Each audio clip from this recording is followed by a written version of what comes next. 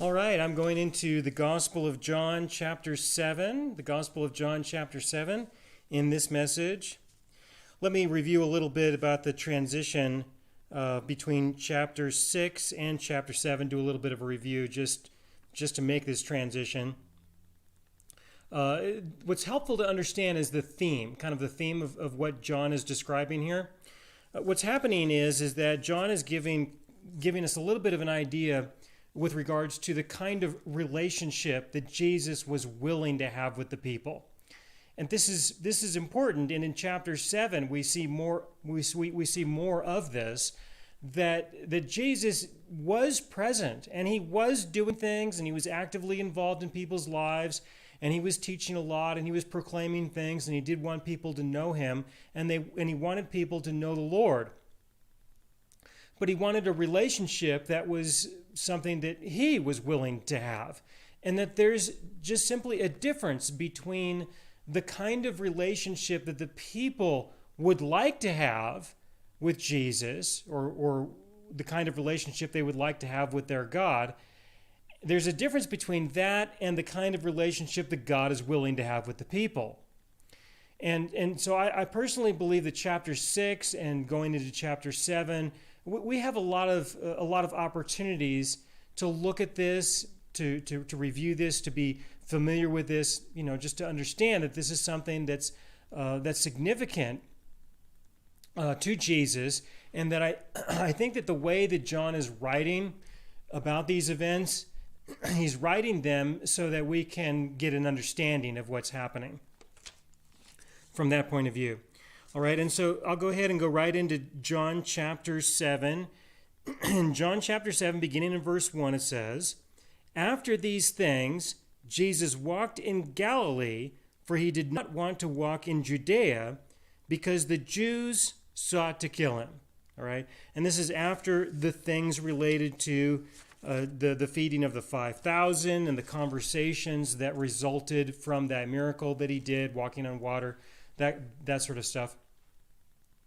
And so after those things, as John is giving the impression that there's a chronology that's sort of being described here, after those things, then what we have is we have Jesus deciding that he's going to stick around there in Galilee, and he's not going to go to Judea because the Jews wanted to kill him. All right, now we have to consider the fact that this certainly was not all of the Jews. All right, there were lots of Jews in Galilee, plenty of them. Most everyone there was a Jew in Galilee. His disciples were Jews. He was a Jew. All right, so it's not a blanket statement to say in an absolute sense that it was all the Jews. Anyone, if you're a Jew, then you want to kill Jesus, just by definition of being a Jew. And that certainly is not what John is saying here. What he's saying is that there were enough of them. There were a lot of them that he could say the Jews in general, just because there were a lot of people, and that the majority of them were in the region of Judea. All right, so I want you to consider that, and that it's not all the Jews. So in verse 1, after these things, Jesus walked in Galilee, for he did not want to walk in Judea because the Jews sought to kill him, mainly in Judea. There were not so many of them in the region of Galilee. Now, I'd like to take just a few minutes and speak a little bit more about why would they want to kill him? Why would they want to do that?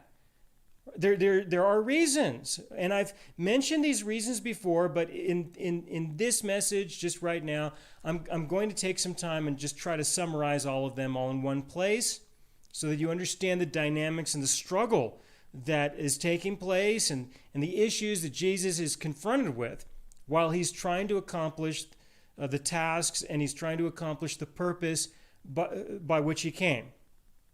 All right, so why would they want him dead? All right, why would they want Jesus dead? Okay, there are several reasons. Let's take the first one.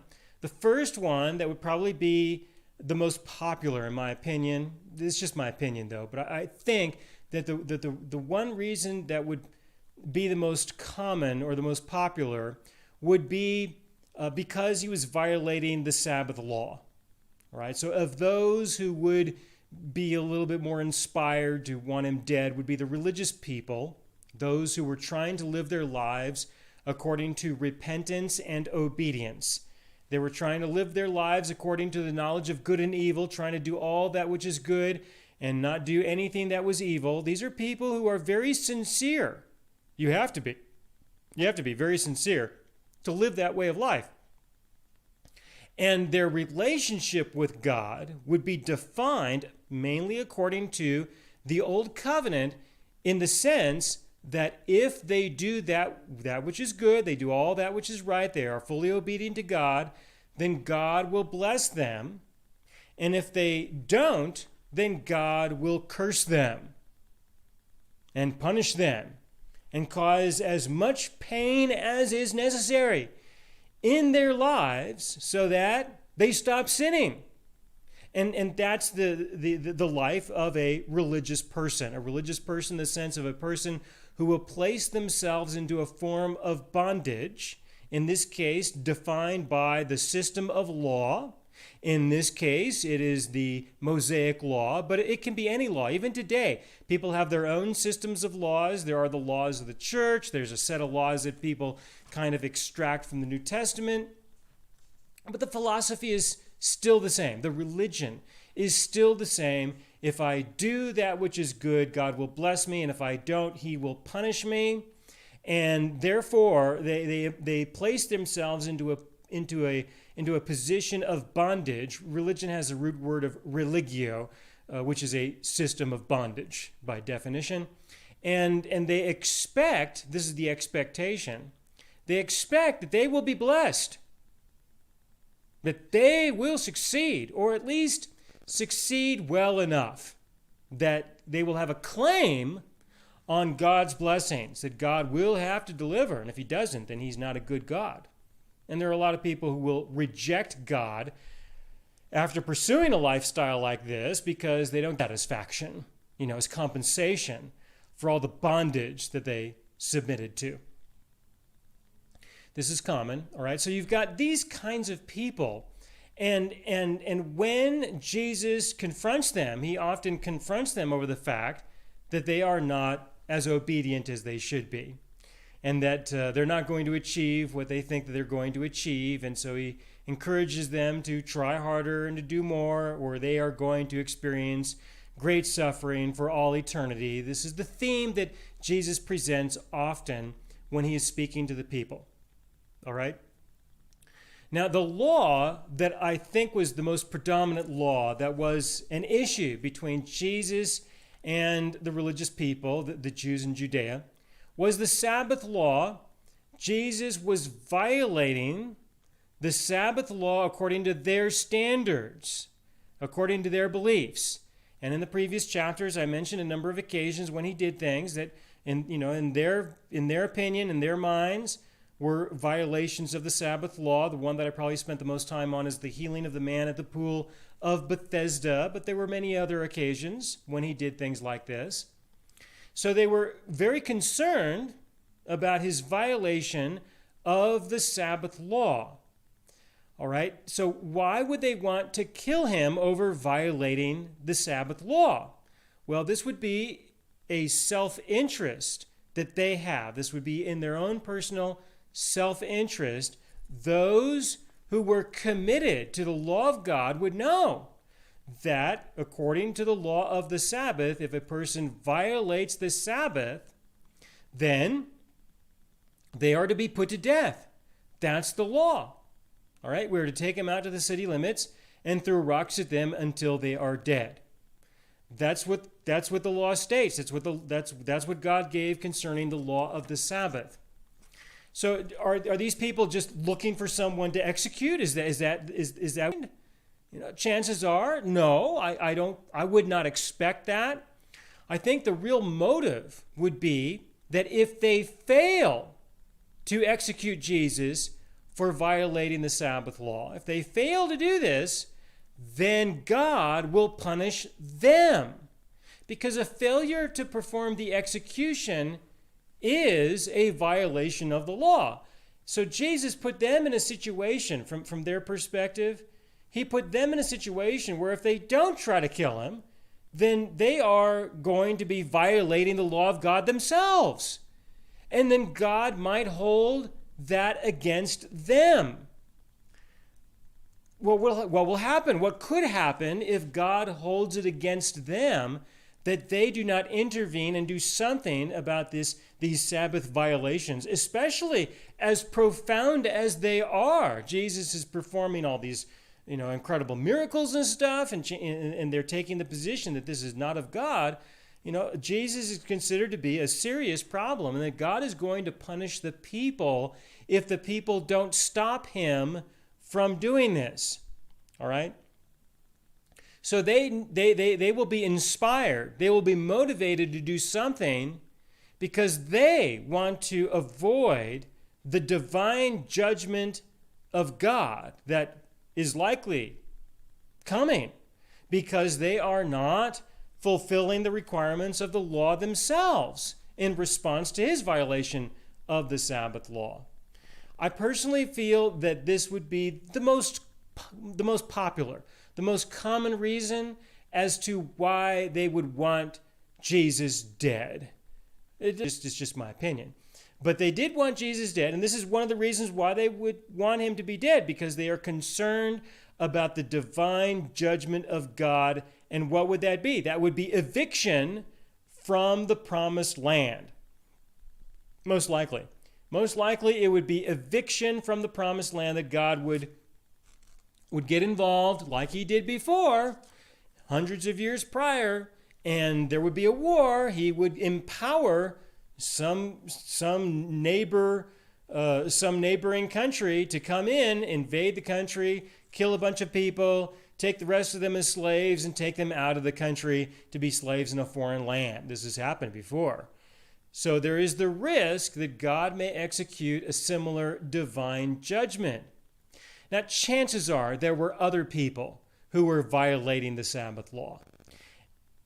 Chances are there were people who did not consider themselves to be so religious, just didn't care. There probably were people like that. And it could be that some of the religious leaders were inspired to relate to them in the same way. It could be. But I think that Jesus was a significant person and a significant target, and that they would feel a little bit more motivated to respond to his supposed violations of the Sabbath law than they would be inspired to respond to others. All right, so we have this all over the scriptures, and I just wanted to mention it here as part of the summary as to why they would want Jesus to be dead. Okay, the next reason why I think that they would want Jesus to be dead is because of their job security. All right, they were at great risk economically if they allowed Jesus to continue to do what he was doing. If they allowed him to continue to do what he was doing, then there was great risk associated with him doing his ministry and gaining popularity. It really would depend on the group. Everyone would have their own personal issues. Let me start with the Pharisees and what they could potentially be concerned about. Well, the Pharisees, they had a role in society, and that was mainly, their role was mainly to tell people about the law and to tell people how to obey the law. That was a role that they took upon themselves. Sometimes, there would be people who would seek them out or genuinely ask them to help them with these things. But from their point of view, their purpose, their role in society was mainly to tell people about the law and how to properly live in obedience to the Mosaic law. They would never receive any compensation for doing this. That was a fundamental rule of the Pharisees. They would never receive any compensation, and the reason why was because they asserted that the law was given to them freely. Therefore, they should not be charging money to give the law to someone else. That was how they viewed that. And that, to me, that makes perfect sense. I can understand that.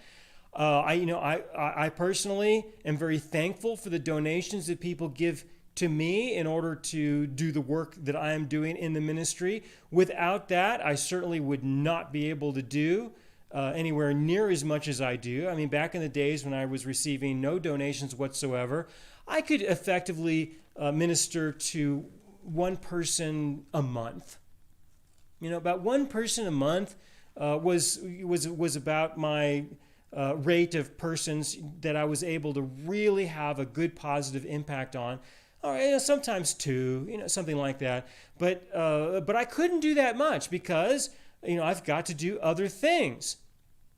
And so when people began to donate towards the efforts that I was able to get into, then I was able to put a lot more time into it. I could be a lot more effective at it. It became a specialization in the sense that it was something that I was putting a lot of time and a lot of focus into, and therefore I'm able to reach out to a lot of people. And through radio broadcasting and through the internet, presently I'm reaching hundreds of thousands of people every day.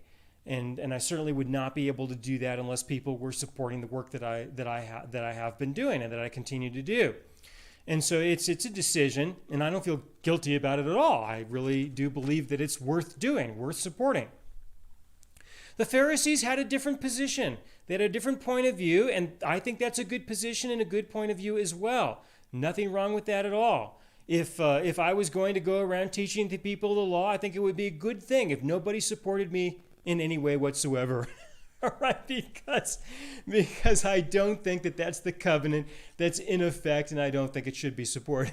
Right? So if I only reach one person a month, that's not a bad loss in comparison. All right. So it just depends on your point of view. But they still were able to gain. They were able to gain wealth, and they were able to gain an advantage because of their role that they had within society.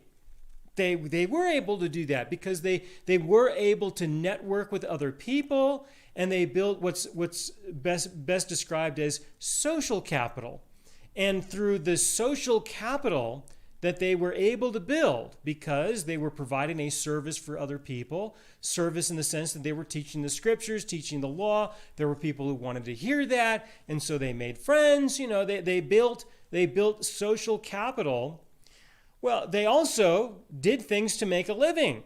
All right, they did work. They provided goods and services in the community. For example, Nicodemus, who was the head of the rabbinical school in Jerusalem. All right, this was an important guy. Nicodemus, I spoke about him earlier in the previous messages. Well, what did he do for a living? He dug wells and he repaired wells. That's what he did. Well, on occasion, somebody would have a need for their well to be repaired, or they would want a new well dug. Who would they look to, to maybe help them with that? Well, Nicodemus, he's the guy. He's the popular guy. Wouldn't it be nice to have him come over to your place and have him work on your well? Of course. Everybody likes Nicodemus. And so, you could hire Nicodemus to come over to your place and help you out with your well. And chances are you're not going to stick around there. You're going to go talk to your neighbors. You're going to go out there and talk with your friends and say, guess who I have over at my place right now? I have Nicodemus. He's working on my well. Isn't that cool? Isn't that exciting? All right, this is an example of social capital in play. And so Nicodemus would be able to find a lot of work to do. All right, and so the Pharisees were able to obtain work in this way by being a person who could be trustworthy, a person who's honorable, a person of good reputation, a person who's recognized in the community, and if they do bad work, then, well, the community's going to talk about it. And so they are going to take this seriously, and they're probably going to do a lot better job than others who may not have so much to lose if they do a poor job for someone. Jesus was putting this at risk. He was putting this at risk because he had a lot to say about these people. And if the population began to believe what Jesus was saying about these people, then they might hesitate to hire these Pharisees. They might hesitate. They might think, well, Jesus doesn't like them, and so maybe they're not the right person to hire to help me with this thing. I think I'll just go with somebody else who Jesus probably won't condemn, especially if they do, if they condemn, if Jesus condemns this person in my neighborhood, kind of thing. People will say, well, isn't this the guy that Jesus just condemned recently? You got him doing a job for you? All right. This would impact their lives in a big way. Therefore, what do you do about this guy? Especially when he's gaining so much popularity and he's doing all his miracles. How can you possibly compete with Jesus? So the only alternative is, we need to find some way to get this guy to disappear. We need him dead. He's a person who just needs killing. All right? Then this is a motive. This is definitely one of the reasons why the people wanted Jesus dead, because he would disrupt, disturb, interrupt. He would cause problems for them economically. So the Pharisees had big issues with this. What about the priests? The priests in the temple and all the people who were a part of providing services for the temple. For example, what about the people who provided the animals that would be brought to the temple for the daily sacrifices? What about those people? Those are people who are part of the society. What about the people who will be providing oil, providing grain, just in general, the people who are receiving payment from the temple for things that the temple requires? Okay? Or those people who are doing business with the priests, who are engaged in trade with the priests, who provide goods and services for the priests, who are the recipients of the tithe that is presented to the temple, or the other operations there. Look, there is an entire economy, especially in Jerusalem, but in the surrounding areas as part of Judea. A huge part of the economy was about the operations of the temple. Jesus was putting all of that at risk. He was putting all of that at risk by speaking against the priests and the people who were there in the temple, all of those operations. And so, yes, a lot of the concerns that people would have would be based on money. All right? Based on money.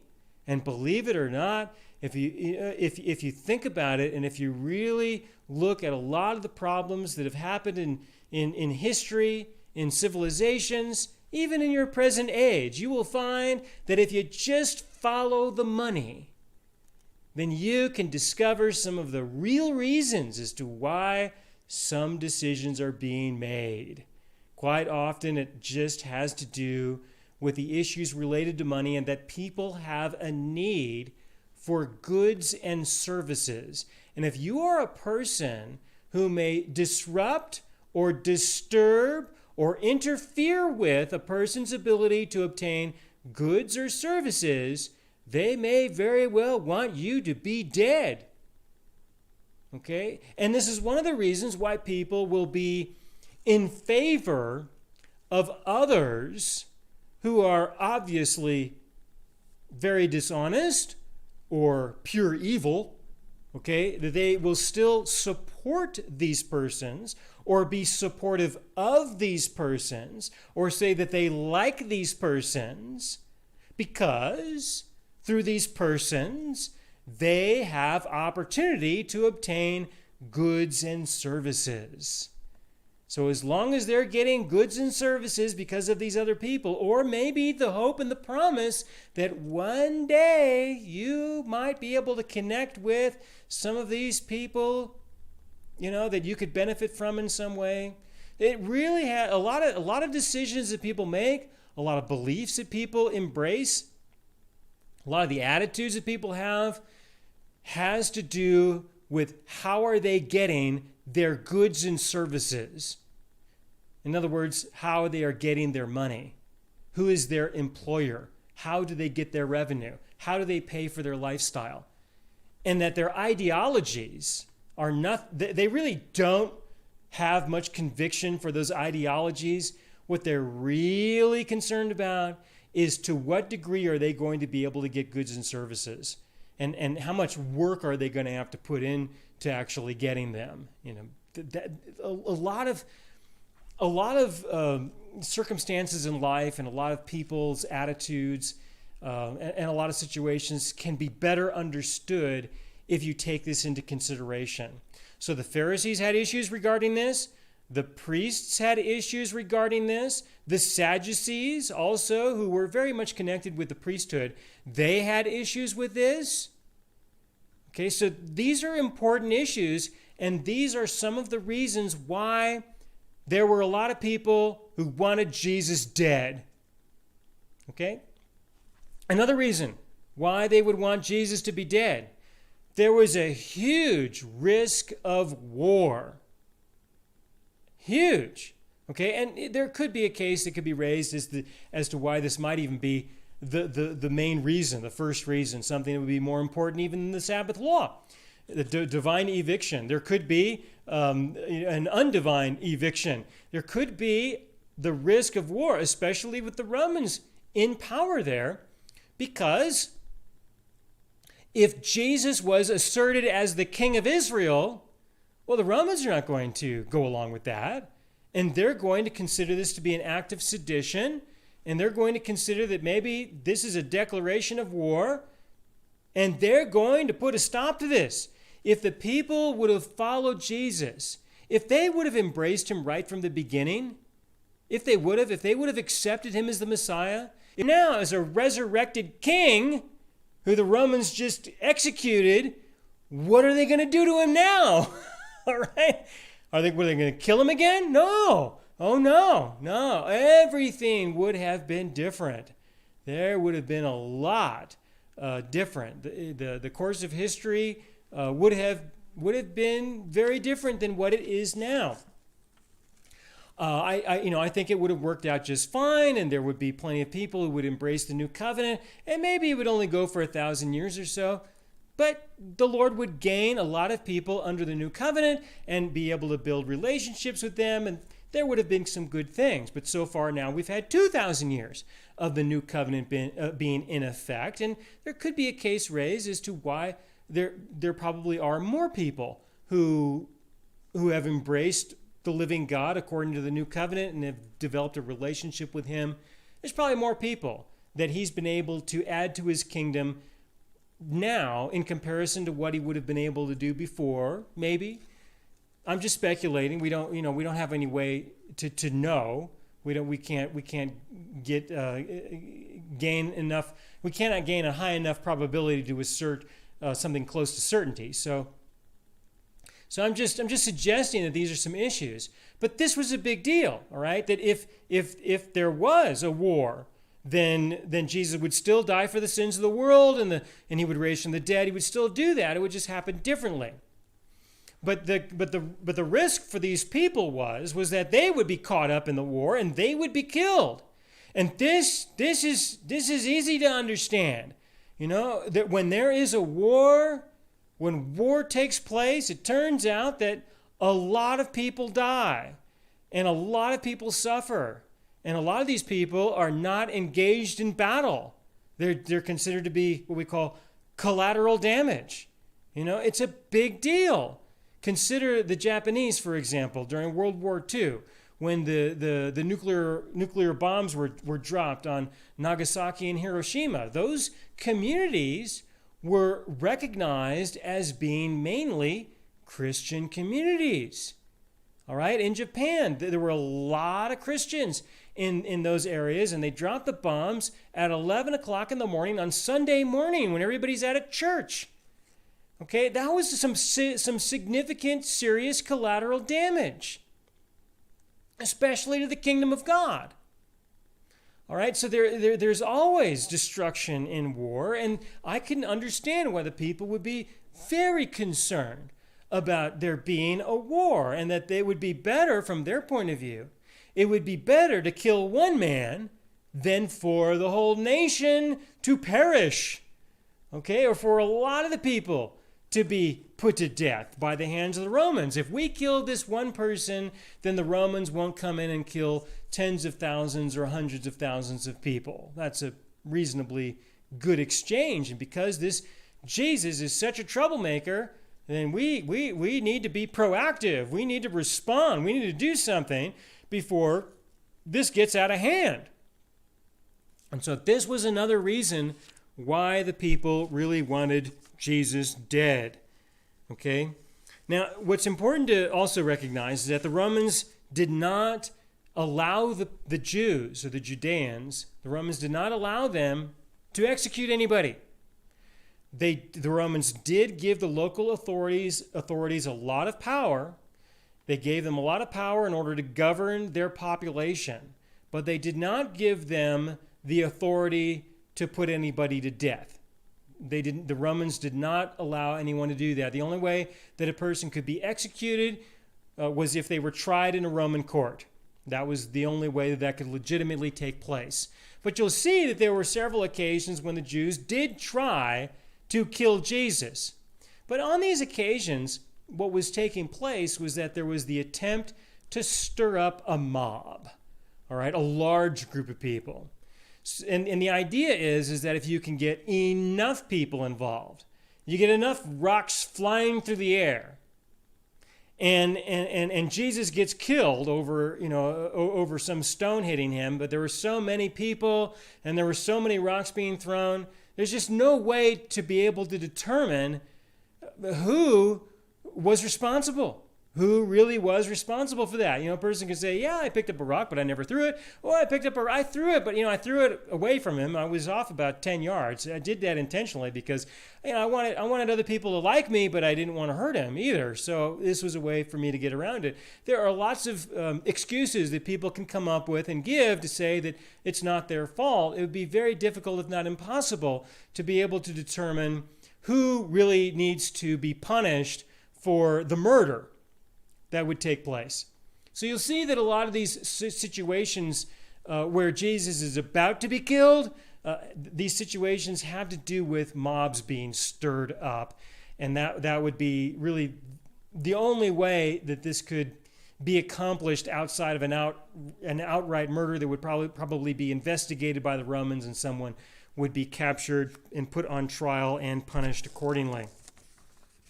All right, so the Jews did not have the authority to put anybody to death, but there were ways that they could find a way to accomplish this.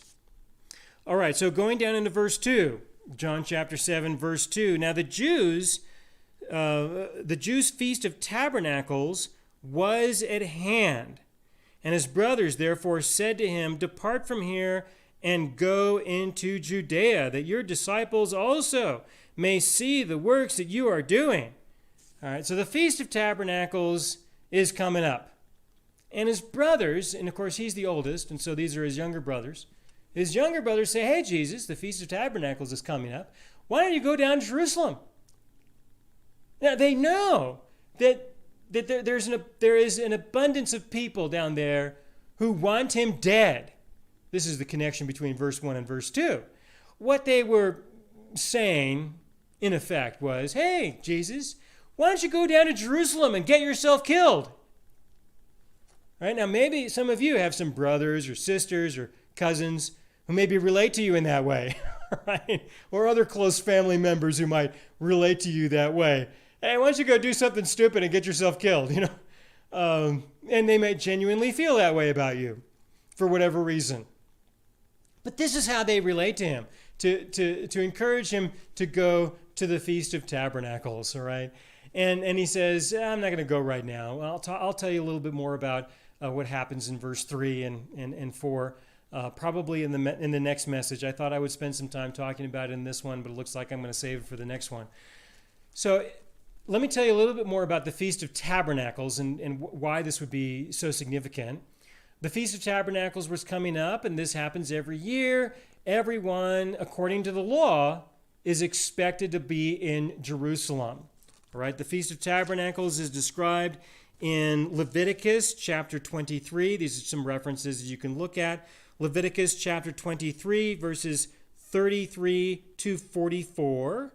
And also in Deuteronomy chapter 16, verse 15. So you've got Leviticus chapter 23, verses 33 to 44, I think is a really good description concerning what you are expected to do. And in Deuteronomy chapter 16, verse 15, that you are to also observe the Feast of Tabernacles in the place that is called by the name of the living God, which ends up being Jerusalem. That's where you're supposed to do this. If you are going to observe the Feast of Tabernacles, this is where you can go to find out exactly what you are to do in order to observe the Feast of Tabernacles. On the first day of the Feast of Tabernacles, the festival, you are expected to be in Jerusalem with your temporary dwelling structure already constructed out of the 4 plants that are listed in Leviticus. Specific plants that this tabernacle is to be constructed out of. It is to be in Jerusalem. And on the first day of this festival, this is a Sabbath day. So you are expected to be there in your dwelling place that you have already constructed in advance. And you're to observe the Sabbath day there on the first day. And then you are to dwell in that dwelling place for the 8 days of the festival. The 8th day is also a Sabbath day, and you're expected to be there in your dwelling place on that day. And then on the day after the Feast of Tabernacles, then you are able to disassemble your dwelling place and go home. All right, now this is important background material. I'll review it again and mention it again in the following chapters, especially in chapter 9. When I get to chapter 9 with the healing of the man who was born blind, this was the Feast of Tabernacles, and what took place is very much connected to the law and the requirements and what people were doing. A lot was happening in John chapter 9 concerning this, so I'll come back to this a little bit later. But if you want to observe the Feast of Tabernacles, you have to go to the law to know exactly what you are to do. And if you do not do these things, then you are not observing the Feast of Tabernacles. All right? This is important. You know, every year I get an email or phone call or something from somebody asking me, am I going to be observing the Feast of Tabernacles? And I generally don't reply unless I get really confronted. You know, then I'll usually reply. And my replies will sound something like this. Well, you know, if I was to observe the Feast of Tabernacles, this is what it says in the law about observing the Feast of Tabernacles. And you know what? I'm not going to do any of those things there. I'm just not going to be able to do that. For example, I can't get to Jerusalem. And you know, even if I could get to Jerusalem, I think it's very unlikely that the community there, you know, the civil government that's there, I don't think that they're going to give me permission to set up a temporary dwelling place in Jerusalem and stay there for a week, you know, or longer, a little bit longer than a week. I don't think that that's going to be allowed. All right, in order for me to observe. So even if I wanted to, I don't, you know, and with every effort that I could probably employ, I still probably wouldn't be allowed to do it by the Israeli government, by the Jews. Okay, they probably wouldn't let me do it, even to that extent. That's the law, all right? That's the Mosaic law. That's that's the law over there. So no, it's unlikely that anyone is really going to observe the Feast of Tabernacles. And for those people who genuinely believe that their relationship with God is dependent on their obedience to the law, they should be reminded every year that this is another reason why God might very well curse them very soon. Okay? This is another reason that there is great risk. If I wanted to express a little bit of humor in the form of sarcasm, perhaps, then I could probably find some people who really wanted to live in accordance with the Mosaic law, and I could contact them and say, I just wanted to remind you that I'm aware that the Feast of Tabernacles is coming up pretty soon, and I just want to express my concern that God is going to be after you really soon. He's really going to exercise some serious punishment and destruction in your life. You're going to experience some great tribulation and suffering very soon, I believe, because that's what God said, because you are not going to obey his law like you're required to. And I just want to let you know in advance, just in case you might be able to find a way to overcome what is coming. I could perhaps do that, but honestly, I'm not so confident that that would be as effective as perhaps we would like. All right, so that's what's happening here in the beginning of John chapter 7.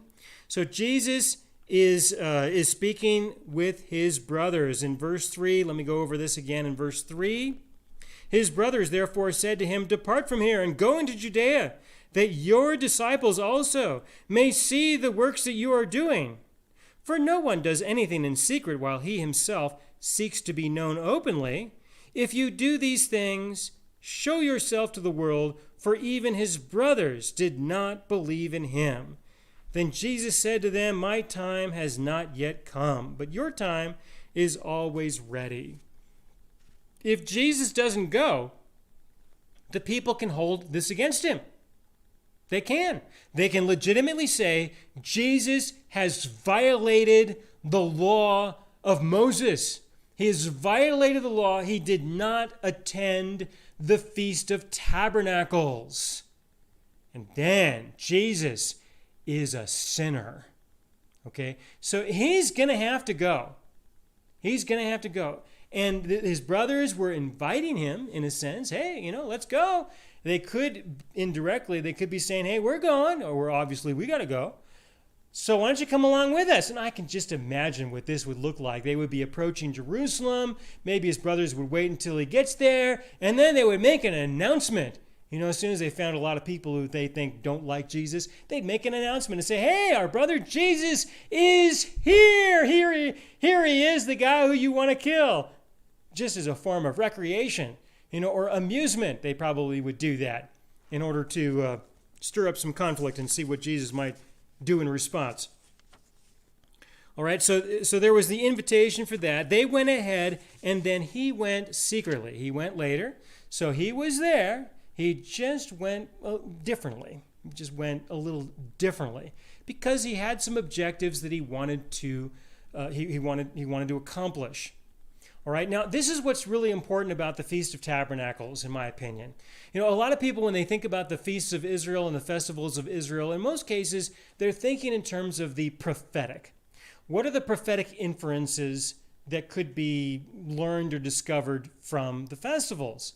And I think there's a lot that could be said about that. The Passover, for example.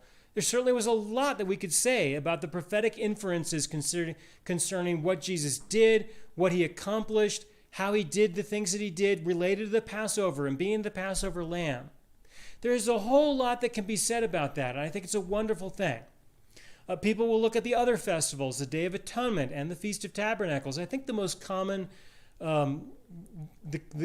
opinion about the Feast of Tabernacles is that people are expecting Jesus to return on the Feast of Tabernacles. And, maybe he will. I have nothing to say about that. The Lord has given me no unique insights on the subject of prophecy in any way whatsoever. That's just simply not how he uses me. That's not what he and I talk about. That's not the kind of relationship that I have with the Lord concerning prophecy of any kind whatsoever. That's just not my thing. Never has been. And so I don't know. I certainly do not know. But this is one thing that I do know.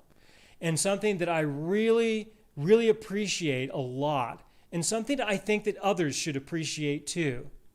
That is that during specific festivals, especially the Feast of Tabernacles, everyone was required to be in town. Everyone was required to be in Jerusalem. And Jesus did a lot of things during these festivals. There were a lot of things. Now, this is God manifested in the flesh to live as a man, to be the Messiah. And he did need to present himself to the nation. It was necessary for him to confront the nation with his person, with his being, with his presence, to give them an opportunity to believe in him or not. That had to be done. And this happened during the festivals mainly. It really did. It happened during these times because everyone was present. Okay? He had an audience because everyone was there. So he would do things that would draw the attention of everyone and would also give everyone someone to talk about. Okay? This is, in my opinion, this is the main reason why God instituted the festivals. I believe that he instituted the festivals for the nation mainly so that at this time in history, when Jesus was conducting his ministry, everything that he would do that was, critical and important would be a public event for the entire nation, because the entire nation would be assembled together during these appointed times. All right. So in my opinion, this is the greater importance compared to other things that could very well have great importance, but I think that there is a greater importance, and that is so that what Jesus would do would be public, and public before the entire country of people, before the entire nation, and so that he would fulfill all that he needed to fulfill in terms of presenting himself as the Messiah and giving people, the whole nation, multiple opportunities to either embrace him for who he is or reject him. And of course, the end result was that they rejected him, but at least they had the opportunity. All right, so there's a lot more that I can say about the conversation that Jesus is having with his brothers and his response to what they had to say, but I'll have to pursue this in the next message. So for those of you who are in some small groups, I have a question for you that I think might be helpful to stir up some discussion. Of the people who you know, why do some of them reject Jesus? Okay, of the people who you know, why do some of them, some of them may be easier to explain than others, why do people reject Jesus, of the people who are around you? Now, there are two different sets of reasons why people will generally reject Jesus. The first reasons are the reasons that they will tell you about. Okay? If you ask them, why is it that you reject Jesus?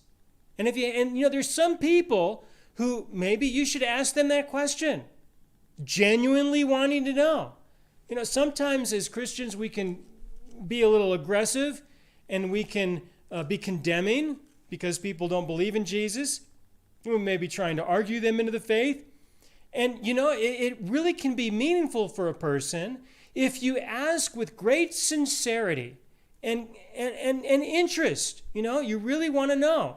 And not for the purpose of refuting or rebutting or arguing or something like that. Just ask somebody the question, why is it that you reject Jesus? Why is that?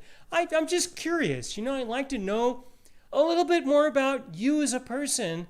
Why is it that you reject Jesus? Or maybe not use that word. That might be a little too uncomfortable for some people.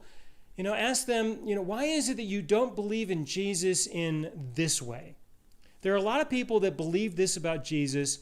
Why is it that you don't feel that way? What is important to you? And if they don't have an answer, don't give them one, and don't argue with them about it. Give them some freedom. Maybe try to increase their comfort with you. The reason why is because maybe a year later, or 2 years later, maybe you can continue that conversation in a productive way. They might even bring it up. They might think about it. They might think about it and think about how they might answer that question differently if they're ever asked that question again. They might think about the answer that they gave and think, maybe that's not such a good answer.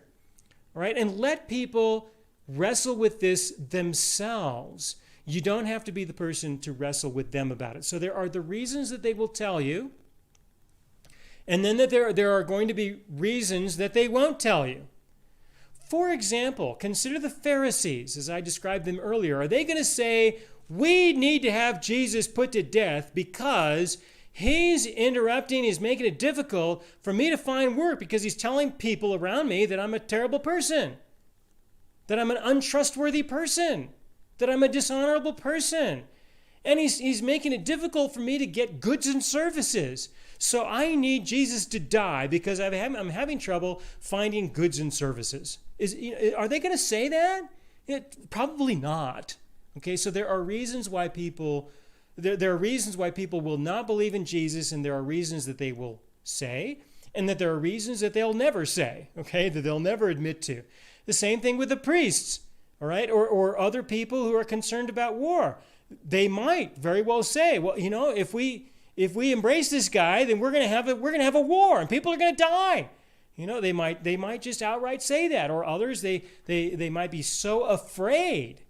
They might be so afraid of the war that they don't even want to speak of it. All right, they just don't even want to go there. It's just too terrible to consider the death and destruction that would likely follow, and so they want to push it out of their mind entirely. But it would be there in the background. It would be in the background of their mind and their thoughts and the things that are important to them. And so it's just a general question. Why is it that some of the people that you know don't believe in Jesus? Right? And in understanding these reasons, it can help you communicate with people, to maybe inspire them to move forward and consider him a little bit more and a little bit more.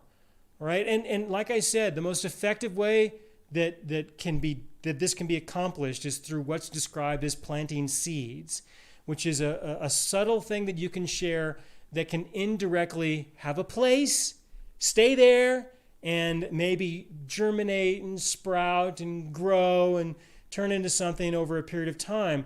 When we give people things that confront them abruptly and directly, it can be easier for them to dispose of those things because it just causes too much of a conflict within their person that for them it's just too much to deal with. The consequences are just too much, and the issues are too big, so they'll just throw it out of their minds in effect because they don't want to deal with it.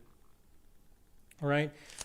So I think that's a reasonable question to consider. You do have to be careful about imposing reasons on people that you think might be the real reason or an unspoken reason, but these reasons might not really be the case with this person. So be sensitive and be gentle, and don't impose reasons on other people and say, well, you don't believe in Jesus because you just don't want it to be harder to find ways to get pizzas.